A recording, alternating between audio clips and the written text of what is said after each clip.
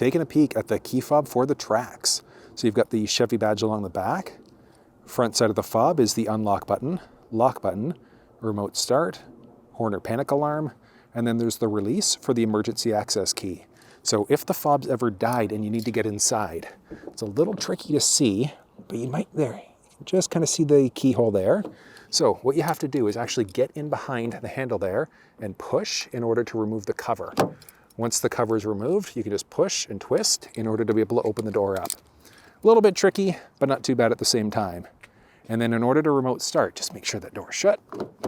There we go. So door's shut there, and you're just going to lock the vehicle, and then you're just going to press and hold the circle button there in order to be able to remote start. If you wanted to cancel the remote start through the fob, you just press and hold the circle button there in order to do it.